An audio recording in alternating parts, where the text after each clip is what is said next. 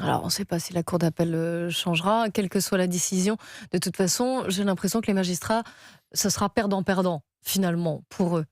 Georges Fenech. Moi, je ne suis pas certain qu'il faille rentrer dans cette technique procédurale et législative où tout le monde s'y perd. C'est vrai Euh, que c'est complexe. Ce qui est évident, c'est que le législateur a donné un bouton nucléaire aux juges. Il n'y a aucune raison que les juges ne s'en servent pas. Euh, c'est comme ça, dans leur esprit, j'entends. Hein. Donc, ne venons pas jeter l'opprobre sur des magistrats parce qu'ils ne font qu'utiliser les dispositifs législatifs qui, de mon point de vue, sont une atteinte grave à la démocratie.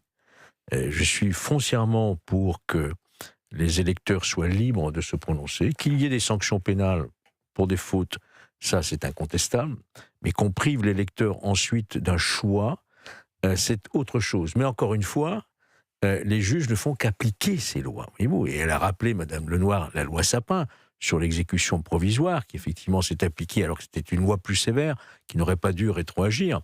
Mais toujours est-il que nous sommes là maintenant tous suspendus dans quelques heures, à savoir quel sera le destin politique et judiciaire de Madame Le Pen. Et derrière, la Quel question, sera le match quel sera le présidentiel? destin de la France aussi, parce que c'est là que ça va se jouer. Vous voyez bien qu'il y a quelque chose qui ne va pas dans tout cela. Rodolphe Carr, je disais que les magistrats, de toute façon, quelle que soit la décision qu'ils prennent et qu'ils rendent publique cet après-midi, ils seront perdants-perdants. C'est Nicolas Bétou, je vais le citer, dans l'opinion qu'il le dit. Soit ils valident la condamnation et ils seront accusés d'avoir gravement interféré dans un processus démocratique déterminant, comme vient de le rappeler Georges Fenech. Soit ils atténuent, ils renoncent par exemple à l'exécution provisoire ou ils imposent un bracelet électronique plutôt qu'un séjour en prison. Ils seront accusés d'avoir fait de la cosmétique, soit, entre guillemets, ils la libèrent, et là, ils seront accusés d'avoir cédé aux pressions politiques et d'avoir fait le jeu, finalement, du Rassemblement national. Le fait qu'on soit pendu à leurs lèvres démontre plutôt leur toute-puissance. Pour reprendre une phrase de François Mitterrand, il disait « Méfiez-vous des juges, ils ont eu la monarchie ». Donc bon, c'était une phrase assez lourde de sens. Et c'est vrai que ça pose une question démocratique. Donc pas perdant-perdant, gagnant-gagnant de toute façon. Dans tous les cas, c'est eux qui ont le fin mot de l'histoire. Donc ça démontre quand même que c'est le pouvoir, en tout cas, est de ce côté-là. Ensuite, autre citation, on pourrait mentionner De Gaulle aussi. En ce moment, il y a un succès populaire autour des films. On voit qu'il y a un engouement, même des Français, pour cette figure qui a incarné la résistance. Et De Gaulle, c'est quand même la phrase du la seule Cour suprême qui est en France, c'est le peuple. Et là, on voit qu'il y a une opposition. Il ne s'agit pas de revenir sur l'indépendance des pouvoirs, ce genre de choses. On est tous d'accord pour qu'il y ait une séparation des pouvoirs, qu'il y ait un pouvoir judiciaire le plus indépendant possible. Il n'empêche, on est obligé de mentionner aussi le contexte. Il y a un agenda judiciaire qui, entre en collusion avec un agenda politique. Et potentiellement, ça va peut-être empêcher une des personnalités, en tout cas qui est en lice et même, j'ai envie de dire, qui est même en tête potentiellement pour accéder à l'onction suprême qui est la fonction présidentielle en France, ça va peut-être l'empêcher. Donc là, on est vraiment dans un cas, j'ai envie de dire quasiment un casus belli entre d'un côté la vox populi et de l'autre côté la parole judiciaire qui nous pose question. En plus, autre contexte, c'était Frédéric Dabi, vous savez, de l'IFOP exactement, qui mentionnait un cas, qui mentionnait qu'en ce moment, en plus, il y a un contexte particulier avec l'affaire Liana, et on sait à quel point l'institution judiciaire, dans sa toute globalité, est relativement, voire très majoritairement, on va dire, montré du doigt par une partie du peuple. Donc là, vous voyez, il y a une accumulation, c'est pour des cas différents à chaque fois. Il n'empêche, il y a de plus en plus, on le voit dans différents sondages, en tout cas une méfiance de la part des Français vis-à-vis de l'institution judiciaire au général. Donc là, on voit qu'en réalité, les juges ne vont pas juger un pur cas, j'ai envie de dire, in abstracto. Là, on a un contexte politique, on a un contexte social, on a un contexte, j'ai envie de dire, historique qui pose question. Et là, ça peut être un véritable empêchement pour le coup. Alors, il y avait déjà eu un précédent il y a 10 ans avec l'affaire Fillon. On a l'impression que là, 10 ans après, ça fait encore plus. Parce qu'il y a eu aussi peut-être ce précédent, l'effet d'une bombe, Gabriel Cluzel. Oui, vous avez raison. Un cas, c'est fortuit. 2 cas, c'est un système. Voilà, c'est ainsi que cela apparaît à beaucoup d'électeurs. C'est-à-dire qu'ils se disent, en fait, à chaque fois maintenant qu'il y aura un candidat qui ne convient pas à la gauche, eh bien, on lui tapera sur la tête parce que il faut quand même se rendre compte de la genèse de toute cette affaire. Certes, le RN a fait quelque chose qu'il n'aurait pas dû, c'est-à-dire utiliser ce qui est pour l'Union, enfin l'Europe, non, pour la France, pour plutôt ce qui devait être utilisé pour B, l'Europe, on se souvient de l'histoire, mais beaucoup faisaient ça. C'est un peu comme si il y avait un contrôle fiscal qui tombait toujours sur le même contribuable, vous voyez, et que vous tapiez sur la tête du même contribuable. Premier point. Deuxième point, moi j'ai souvenir du Conseil constitutionnel qui en mars 2025 avait dit dans une, je crois que ça s'appelle une réserve d'interprétation, qui avait dit attention, il ne faut pas attenter à la liberté de l'électeur. Pardon, mais là, ils sont en train, si c'est Jordan Bardella, par exemple, ils auront désigné le candidat favori et potentiellement le président de la République. Donc ça, c'est quand même un sujet qui, à mon avis, au-delà du cas, si vous voulez, de la présidentielle, il va y avoir un avant, un après. Ça restera presque dans les livres d'histoire, à mon avis. Oui, c'est pour ça qu'on en parle et qu'on lui donne toute l'importance de cette décision et de cette attente. Mais après, il faut rappeler quand même que personne n'est au-dessus des lois, qu'il y a des règles, il y a des lois. Personne. Donc, le problème, mais faut bien le rappeler quand même. Mais vous avez raison de le dire, mais à ce moment-là, il faudrait que tout le monde soit logé à la même enseigne. Oui. Il y a le précédent Bayrou, il y a le précédent Mélenchon. On a le droit de se poser quelques questions. Avant de prendre Éric en ligne, Georges Fenech, vous vouliez intervenir. Mais au-delà de la question du pouvoir quasi absolu aujourd'hui des juges, puisqu'en plus, ils n'ont pas vraiment de compte à rendre. Et vous le savez, c'est la question. Ça vous manque de plus être juge, d'ailleurs? La responsabilité, non, ça va. Ouais, ça va, ouais. Tout va bien. J'ai épuisé pas mal de satisfaction dans ce métier, qui est un très noble métier et que je défendrai toujours, sauf quand il dérape. Pourquoi je dis cela? Parce que, au-delà de ce pouvoir quasi absolu du juge aujourd'hui, il y a ce malaise qui est né du fait qu'il y a une idéologie sous-jacente à tout cela. On ne peut pas gommer le fait qu'en première instance, dans le jugement de Marine Le Pen, le juge est motivé en parlant de troubles à l'ordre public démocratique. C'est-à-dire il faut l'empêcher de se présenter. C'est ce que dit le tribunal très ouvertement. Ça, c'est inadmissible. C'est-à-dire que là, le juge se mêle directement et de manière ouverte et assumée de ce que seront les élections présidentielles. Je pense que en appel, on évitera sans doute cet argumentaire qui a fait couler boucler d'envoyer. Malaise, trop de pouvoir, et malaise, ils sont quand même inspirés, ils n'aiment pas en fait cette prévenue particulière parce qu'elle est du Rassemblement national. Alors, dans Europe 1 Info, vous savez que vous pouvez nous appeler. Marilyn, vous nous rappelez le numéro 01 80 20 39 21 pour réagir, débattre, donner votre opinion, d'accord ou pas d'accord. En tout cas, vous pouvez nous appeler, le standard est à vous et l'appel est non surtaxé. En plus, alors n'hésitez pas à le faire, on vous accueille avec grand plaisir. Bonjour Éric. Oui, bonjour Clélie Mathias, bonjour à vos invités. Eh bien, merci de nous avoir appelés au 01 80 20 39 21. Je le connais par cœur depuis hier. Dites-nous, on vous écoute. Je crois que vous nous appelez de la région Rhône-Alpes. Oui, c'est bien ça. Mes informations sont exactes. J'appelle de la région Rhône-Alpes, effectivement, et j'écoute avec attention tous vos invités. D'ailleurs, ils vont aller dans le sens de mon commentaire. Alors, dites-nous. Moi, si vous voulez, effectivement, sur le fond de l'affaire, c'est un état de droit, donc on applique la loi, les juges ne font que ça. On leur a donné le pouvoir, mais qui leur a donné le pouvoir? C'est les politiques. C'est les politiciens qui leur donnent le pouvoir depuis des années.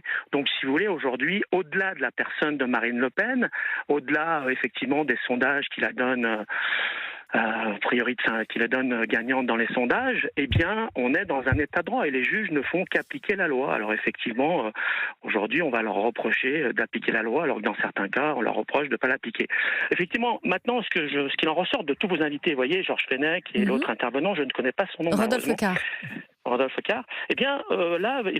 Ces deux personnes viennent d'intervenir sans parler du peuple, effectivement. Parce qu'il faut redonner la parole au peuple. Et ils viennent de dire eux-mêmes dans leurs arguments que la démocratie représentative a atteint ses limites. Voilà, ses limites. Et aujourd'hui, les limites, elles sont très claires. C'est que, effectivement, le pouvoir, la séparation des pouvoirs dans cette démocratie et dans cette constitution de 1958 fait que le peuple est constamment délaissé. On ne respecte pas sa parole. Et effectivement, le Rassemblement national va venir argumenter, en fait, qu'on empêcherait... Alors leur argument, effectivement, même si je partage en grande partie leurs idées, mais on ne peut que partager leurs idées au camp de la droite, puisque depuis 50 ans, vous avez une gauche qui a détruit totalement notre pays. Donc effectivement, on ne peut qu'avoir les mêmes analyses. Maintenant, effectivement, j'entends pas vos invités dire une démocratie directe, redonner la parole au peuple. Eh bien, pourquoi ? Eh bien, parce que vous allez employer la rhétorique de mon commentaire, cette rhétorique de dire qu'on a un discours populiste. Mais non, parce qu'on vient, ce discours populiste, il n'existe pas. C'est simplement que nous, on aimerait avoir le dernier mot. Et pour avoir le dernier mot, eh bien, il faut instaurer une démocratie directe. Alors, bien entendu, dans les détails, dans le fond, ça doit se préparer. Mais qui a le courage de le faire ? Personne. Parce que ce qui fait consensus au sein de la classe politique, c'est justement, et au sein des médias aussi, parce que, bien évidemment, tout le monde est dans son petit monde et veut protéger son poste et n'œuvre pas pour l'intérêt général. Alors, merci. Tout simplement. Merci Eric, on a bien compris votre avis. Et justement, je vais laisser Rodolphe Carr vous répondre. Oui, vous avez tout à fait raison de rappeler que le mot populisme n'est pas un gros mot. On sait d'ailleurs que c'est une rhétorique employée par le bloc central pour opposer les deux populismes, le populisme de gauche, de la France insoumise, et le populisme de droite, du camp national, ou en tout cas du Rassemblement national. Donc vous avez tout à fait raison. On ne va pas revenir sur les débats qu'on a connus au 19e siècle, démocratie représentative contre démocratie directe, mais vous avez raison, c'est quand même important. Parce que d'aucuns ont beaucoup critiqué le fait que la démocratie représentative soit une manière, de se détourner de la vox populi. En revanche, là où vous avez tout à fait raison, c'est que l'esprit de la Ve République, il était beaucoup fondé aussi sur le référendum. Il suffit de prendre l'exemple quand même de De Gaulle qui part après un référendum perdu. Et je pense qu'il y a un traumatisme, vous avez raison aussi de le rappeler, un traumatisme inconscient dans le peuple français, c'est le traumatisme de 2005. En 2005, la France a voté non au traité constitutionnel européen.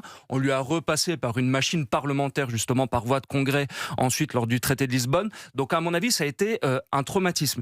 Et d'ailleurs, c'était un commentaire de Benjamin Morel dans l'Express qui était assez intéressant, c'est un constitutionnaliste, il disait les Français attendent un Bonaparte, ils vont se retrouver avec un René Coty lors des prochaines élections. Oui, mais quand même, parce que des personnalités comme Bonaparte, d'autres personnalités, même comme le général de Gaulle, ils ont représenté quelque chose dans l'histoire de France, c'est la connexion entre un homme et un peuple contre les corps constitués.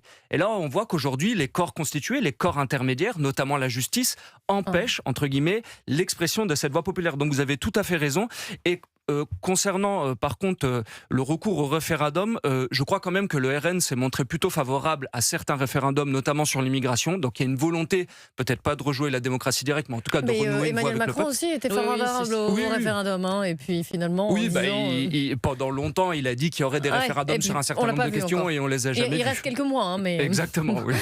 Vous imaginez bien que si elle est condamnée, si elle ne peut se présenter à la présidentielle, c'est quasiment toute sa vie, toute sa carrière qui va être déterminée par cette décision judiciaire.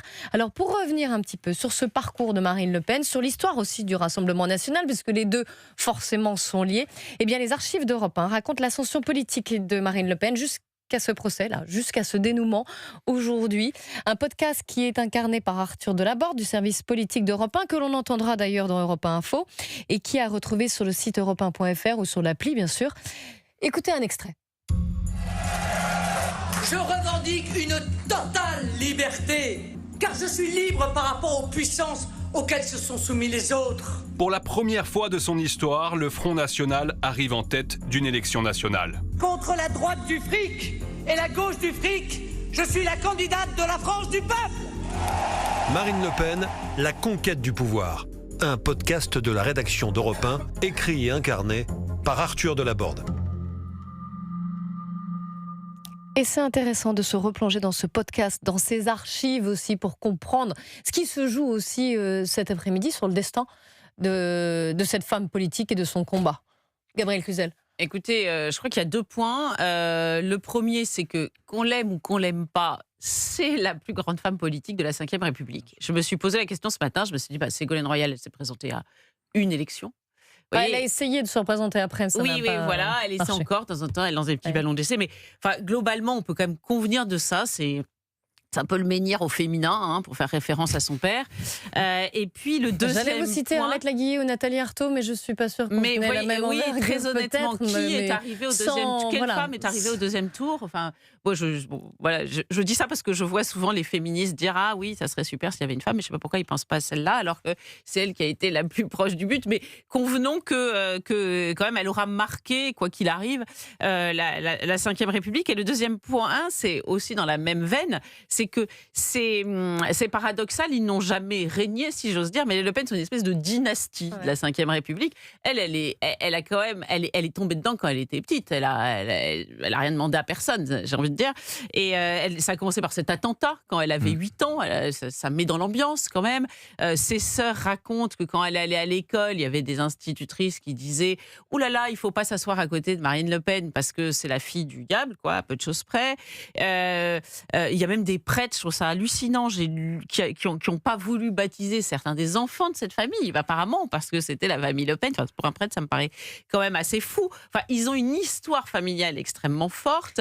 Quand elle se plaignait à son père disait, moi je le tiens de sa sœur qui m'avait raconté ça, son père disait « Oui, enfin écoute, ça pourrait être pire, tu pourrais être en Sibérie à marcher pieds nus dans la neige, il y a des enfants qui connaissent un sort bien pire que toi. » Donc elle a été élevée comme ça, d'une façon qui lui a donné la couenne dure et elle a subi quand même beaucoup de... Je ne parle même pas de sa mère. Vous vous souvenez de l'épisode de sa mère?